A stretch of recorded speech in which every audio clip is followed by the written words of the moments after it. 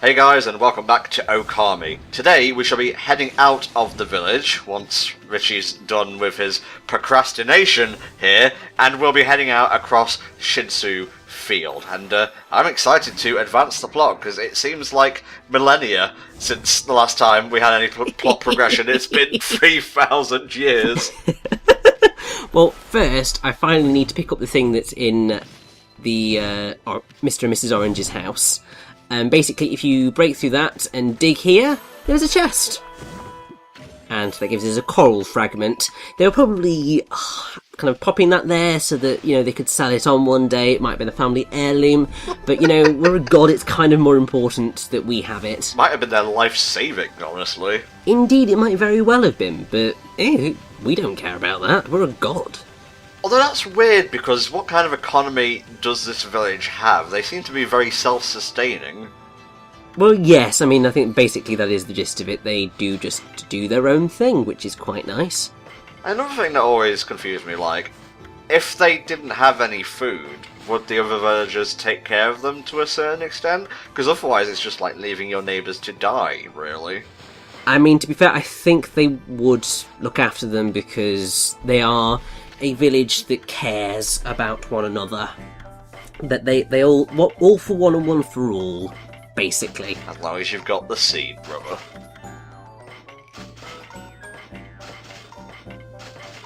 Look at all that yen. It's glorious. Lovely. It's all going on seed and whatnot. Yes, although I don't know whether I'm about to do a major stupid. So I'm still in the sale bit of the menu, and what I thought I was doing was buying. Oh, Richie. How do you fuck up a menu? Because I wasn't thinking properly at the time. Oh, what are you like? I remember this so vividly because of what's coming, and it was just like, oh my god, I am such an idiot. Well, it's kind of hard to top when I damn nearly went insane trying to do Arisan's Day in Sonic Unleashed, and I did it after about 50 takes, only to find out that the hoppage wasn't even recording at the time. I have to say, that is still one of the best stream highlights that has ever and will ever exist of the HellfireComms channel. I'm not trying to throw back to the glory days or anything, it's just always what comes to mind when I think of stupid things I've done in terms of HellfireComms and whatnot. And also we're recording this on a Thursday, so technically it could be Throwback Thursday, a hashtag and all that shit. Well, even if it was a Friday, you could say it was a Flashback Friday. True, yeah. So it works either way. And let's get this god technique, Fleetfoot. Although, to be fair, it's kind of useless. Basically, what Fleetfoot is it's the dodge mechanic in the game. You shake the nunchuck and Army will dodge out the way, and henshin a go-go, baby! I'm never going to get tired of this. In fact, I'm going to listen to the fucking Father Boss theme of Beautiful Joe once we're done here. Excellent plan. So basically, it's the way you dodge in the game. But to be fair, you are always better off just running around, because the dodge doesn't actually work properly. The whole point is that you're meant to swing the nunchuck in the direction that you want to dodge, but it just does not work that way. Well, the nunchuck has an accelerometer, or however you pronounce it. It's not like proper motion control, Exactly. So it's a bit buggy, and it's not really that useful in combat. Well, it's got pretty sparkles. It's got pretty sparkles, it's quite fun to do, but it's a bit useless. If I recall correctly, this is one of the major things, well, it's not necessarily a major thing, but it is one of the things that got messed up in the Wii version. I think it worked a lot more effectively in the PS2 version, but I think it's the added motion control just made it absolutely useless. Yeah, we got it, that's the main thing. Exactly, because I need to buy every single skill in the game because this is important. Yeah. Even if they won't actually do anything for me. Yeah, we need to be a full god. We can't, get to near godhood and have, 99 out of 100 skills. I still can't get over that beautiful Joe Henshin sequence. Are there any other Capcom, references to come? Plenty, including in this part. Ah. which is just going to be amazing. Well, let's play Guess the Reference, kids. I still like the way you cut past these things, by the way. Still very slick. You see, I was trying to do my best with them because it's really all I could do. And also, I kind of realised something when I started this part, actually. When I was recording it, obviously, was that there was a bit of the map that I hadn't properly investigated when I was doing my run around of Shinsu Field before returning to Kamiki Village. And it was actually looking at the thing which led to Agata Forest. Obviously I came to this particular area and I ran around it, but I didn't actually instigate the cutscene. And that was why you may have noticed Isin saying, "Are you sure you've done everything in Shinsu Field?" Before we returned to Kamiki Village. And I was like, yeah, it's all fine, we've done everything. Really? Are you sure? Yeah, which was rather silly, but it's fine, because we're going to get there anyway, because I know where I'm going. Most of the time. Well, no, I always know where I'm going. It's just whether I actually manage to get there at the right time or in the right fashion. A wizard is never late. He arrives exactly when he means to. Exactly. Boom bam, baby. And now we head into a brand new area. Oh, thank you, Jesus. Well, thank you, Abby, I should say. So this is Agata Forest. Ugh. Yeah, it's also pretty cursed right now. Seen better days, so it is. Yes, but thankfully, as I'm sure you'll probably come to expect, the second we enter a new area, we are going to heal it, hopefully. Well, I mean, that is the song and dance of Okami. Find cursed place, heal said cursed place. Exactly.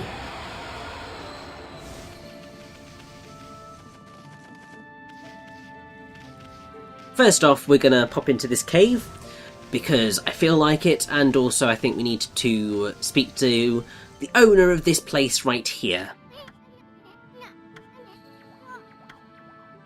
Because it seems like it might be kind of important, and as much as I want those chests, we can't do anything about them right now. They're on fire. You can't touch them. You're not a sun god or anything.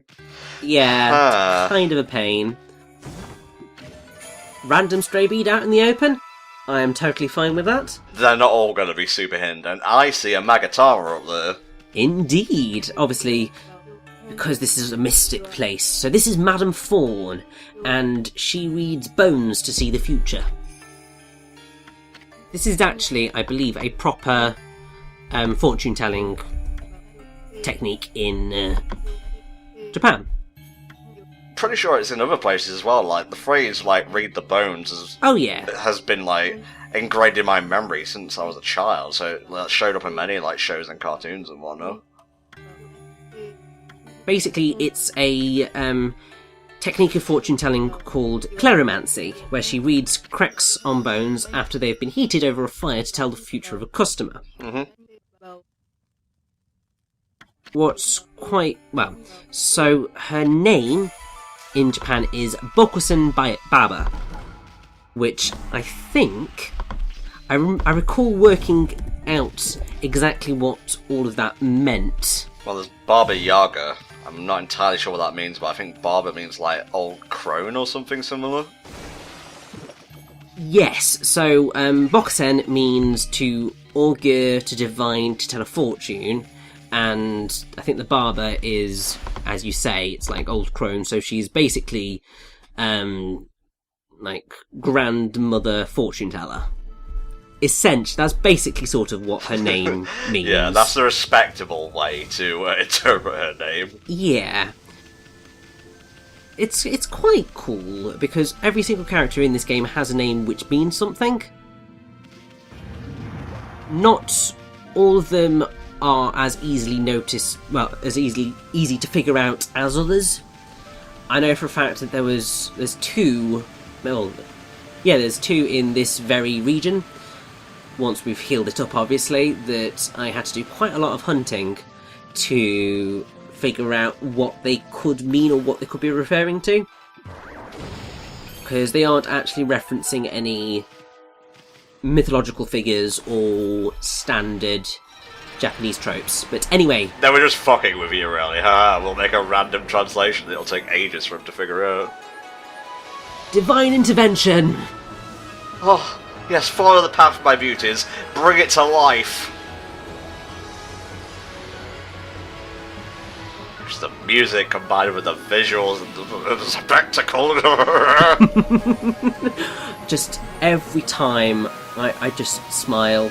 It's all I can do because it's just so beautiful. Kind of like a marshy area. In fact, I was put in mind of Sartor Marsh before the place got decursified.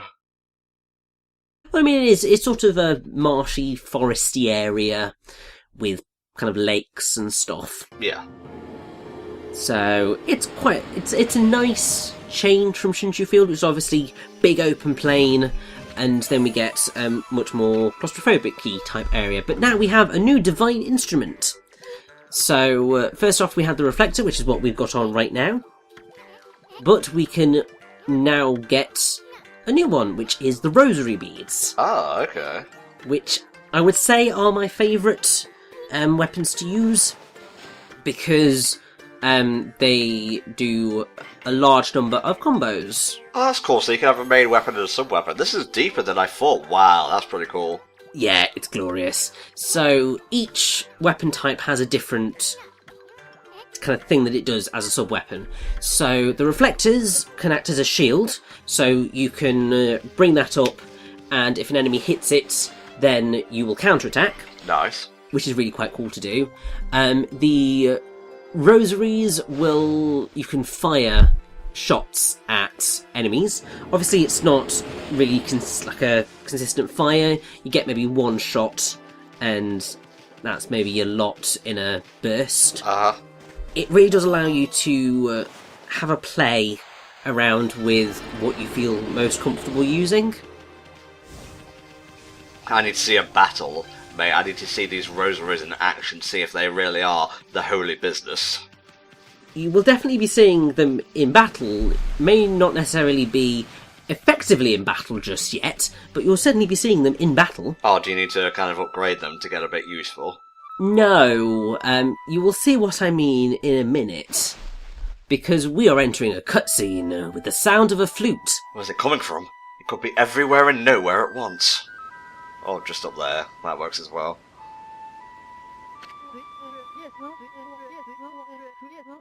This is easily one of the most important characters in Okami.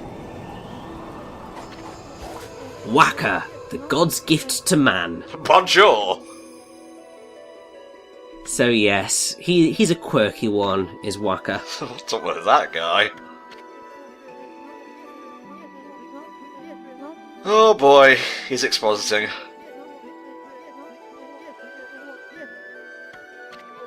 Also, he's going to keep calling his baby. You do realise this, don't you? Well, what would a game about mythology and whatnot be without a bit of impertinence, you know?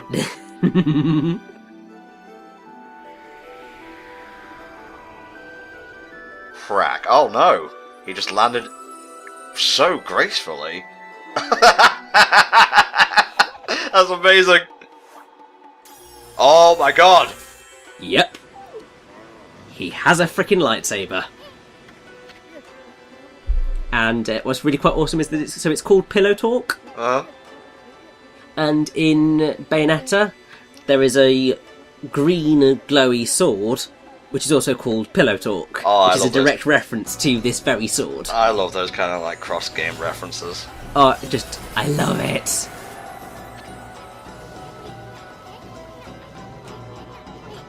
Alright, fight time, I guess. Indeed, we have a boss battle, and I have to say, really wishing that I hadn't sold those holy bones. That was a really stupid idea. Well, we work with what we have, mate, so behold, Pillow Talk! Indeed. This guy certainly makes a good first impression. Let's rock, baby! Nice little Dante reference right there. Is this like our first like non-demon enemy? He seems very human in origin. Yes, this is indeed our first non-demon enemy, and Waka can be very challenging, largely because of all this water that's about the battlefield. Because basically, yeah, you don't want to get stuck in the water because you can't actually attack. Okay. And yeah, you're going to be having to run around quite a lot because he can deal. Well, obviously we've not got that much health at the minute, and he can cause quite a bit of damage quite quickly. So I'm going to be really on the back foot throughout quite a lot of this because obviously I saw my bloody holy bones. Oh, what do you like? So talk me through the rosaries then. What is their function? I've noticed they've got a little bit of a whip capability to them. Yeah, so essentially what they do is they sort of whip at an enemy and they sort of get multi-hits in as they swipe by. They sort of kind of like hook on in a way, and basically they are the weapons that will give you the highest combos throughout. Obviously, because of that, they are technically the weakest weapon. Yeah, I think that's a fair trade-off, honestly. Yeah, but I would say that in the end, because you can get such high combos with them, they do end up being the most effective weapon to fight with. Because, well, in most instances, there are special enemies that I would say you do not want to be using a rosary for, but we will get to those when we get to those. In the meantime, I am clearly showing that I have begun to master the rosary, and I'm just beasting this despite the fact that I was messing up so much at the beginning. Ah, well, that's practice, I guess, for you. Indeed. There we go, Waka is defeated. Oh man, that's not Blitzball.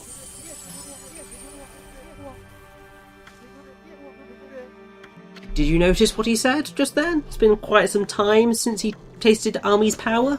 Ooh, interesting. Now, I thought when he first appeared he was actually an old man, so maybe that plays into it. Well, not quite. I mean, if you look at him, he's quite young looking, to be fair. Well, that could be a vagary, a mystery, a ruse, if you will. 'Tis true, 'tis true. He got serious all of a sudden.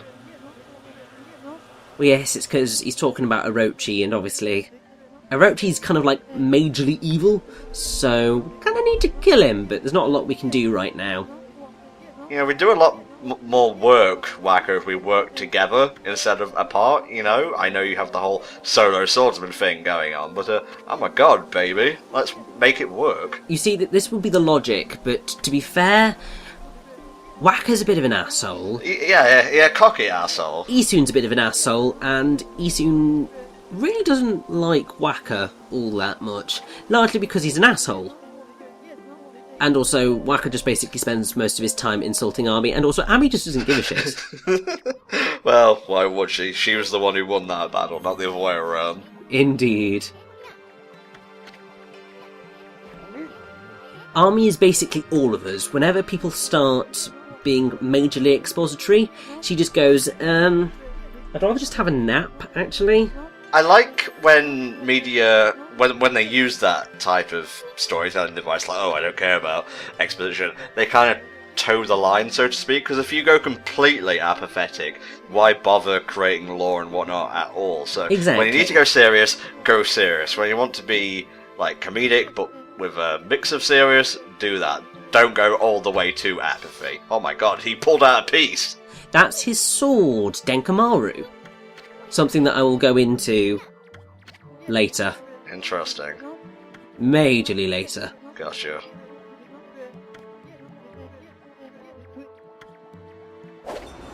As I have said, a lot of the mythology and stuff that is related to these names and characters will feature in the plot as we go along. Gotcha, mate. So, gonna have to try and do my best to avoid spoilers, but au revoir, baby! Well, Waka made a good first impression. I'm looking forward to seeing more of him. Ah, good job. Okay, babies. I guess that'll do us for now, so come back next upload day, which I guess at this time will be next week, for a bit more of Okami. See you then!